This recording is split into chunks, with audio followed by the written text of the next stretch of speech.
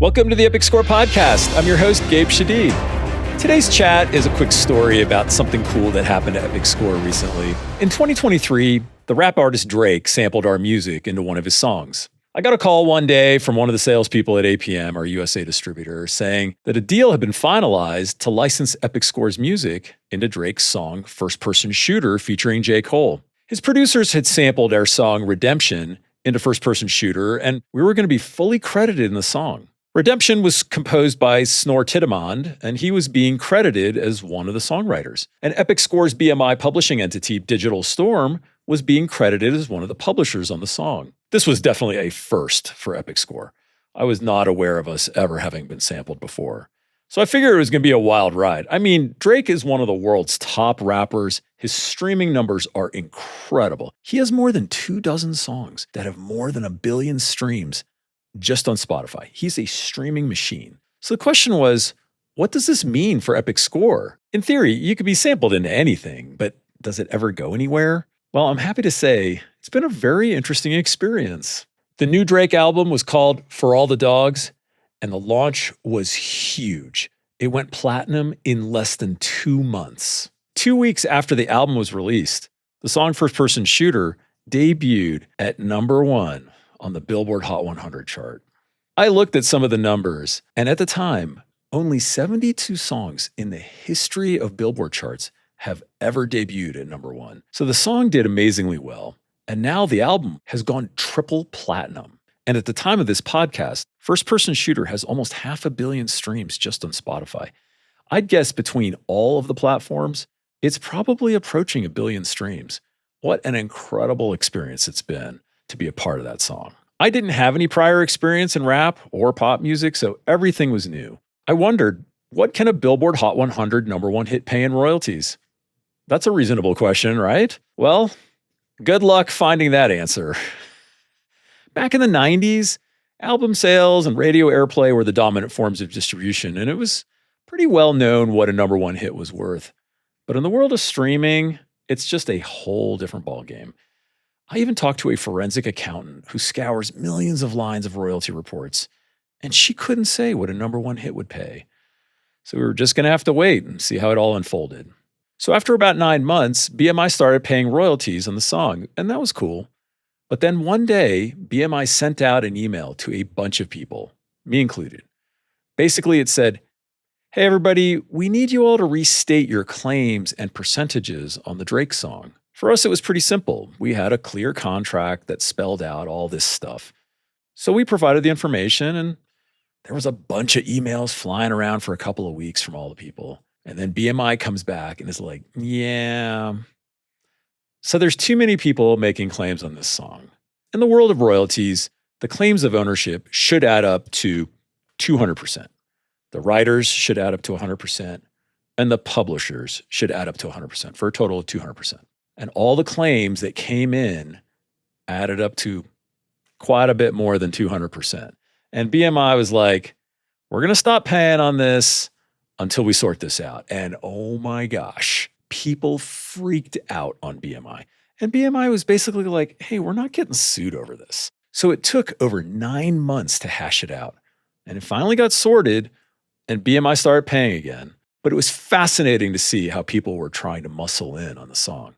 I guess when there's a #1 hit on the line, people will try all sorts of things. Anyway, so I thought that was pretty much it with the Drake experience. But then, in the summer of 2025, I got an email inviting me to the BMI R&B Hip-Hop Awards show in Los Angeles at the Fairmont Century Plaza Hotel, which is one of the top luxury hotels in LA. But the invite seemed to only be to me.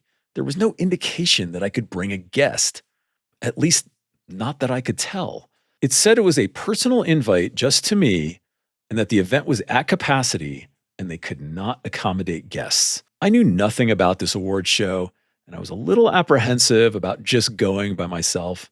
I'm not really involved in the rap world, so I figure I probably wouldn't know anyone there. And I don't live in Los Angeles anymore. I live in Colorado now, so I'd have to travel there for the event.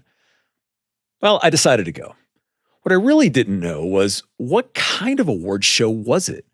Was it a competitive thing where they announce like 5 nominees and there's only one winner? Was it something else where it's more of a recognition thing?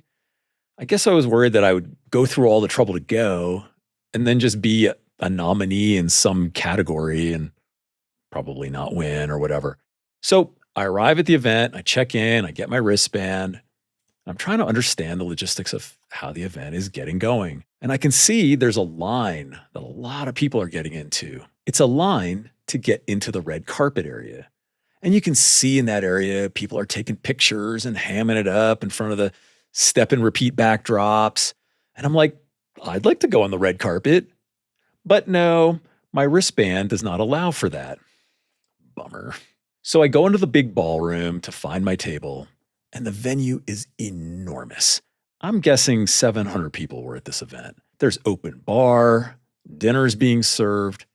I find my table, everyone's already sitting down, and I'm like, wait a second. Everyone is there with a +1. And the seat next to me is empty and it never filled. So to this day, I don't know, was I allowed to bring a guest? I swear the invitation did not say anything about a guest. My daughter lives in LA. I would have loved to bring her as a guest. Anyway, I got to tell you about the fashion that night. The R&B and hip hop world is on a whole other level when it comes to fashion. It's incredible. People were dressed up so glamorous. Guys were bare-chested and oiled up underneath their suit jackets. The women were glittered and glammed up with outrageous fashion. It was awesome. I was dressed like a lame lawyer in my boring black suit. It turns out everyone at our table was connected by Drake. Everyone had been sampled into one of the songs on the For All the Dogs album. So the event starts, and I still don't know how this thing is going to work. Nobody at the table did. I honestly did not know why I was invited. As the event gets going, I start to understand it's not a competitive event. It's a recognition award show. So they announce people, and they just go up and get an award certificate and take photos. But the beginning of the show is all about the songwriters. So I still don't know why I'm there. I started to wonder, if they're recognizing songwriters, am I supposed to go up and accept something for Snor Tidamond? But Snor's not a BMI songwriter. So, again, what am I doing here? And then the moment arrives where they recognize all the songwriters credited on First Person Shooter, and Snor's name is on the list. And I had to make a quick decision. Do I go up? Is there even a certificate for him? Everyone from my table went up. I decided not to go up. It just felt weird to me. So I just kept sitting there wondering, did I miss my shot? I'm telling you, the whole event was confusing to me. As the event progresses, they started honoring the publishers on the songs too. But it was like all the big boys like Universal and Sony who were on like 18 songs. But then they started giving awards to smaller publishers who were only on 1 or 2 songs. And I finally understood that I'd probably be getting an award for being a publisher on the Drake song. And that's why I was invited. And they were giving awards to the smaller publishers in like groups of 5 at a time to keep things moving. So they would announce 5 publishers and they'd all run up at the same time, get their certificates, and take a picture. So the event keeps going, and my publishing entity, Digital Storm, has not been mentioned. And you can tell the event is starting to get to its conclusion.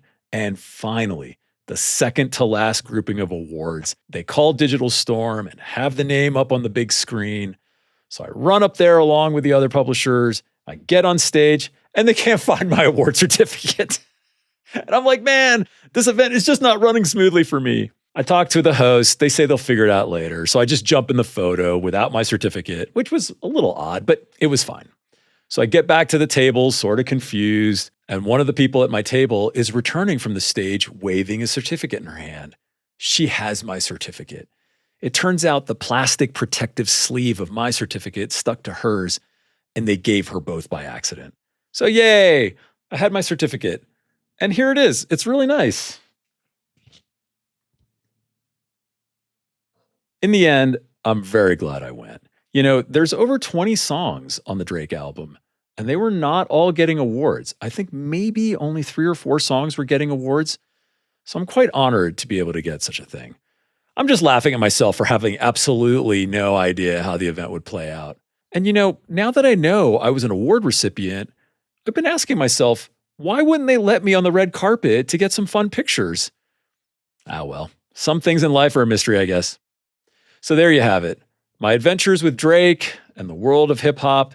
It's been a fun ride, and I'm so thankful for the opportunity.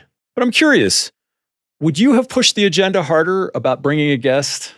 Let me know in the comments. And I'll see you back here next week with an interview with Epic Score composer Alex Pfeffer. Alex is a really nice guy who's done some great music for Epic Score, and we'll have a fun chat. See you then.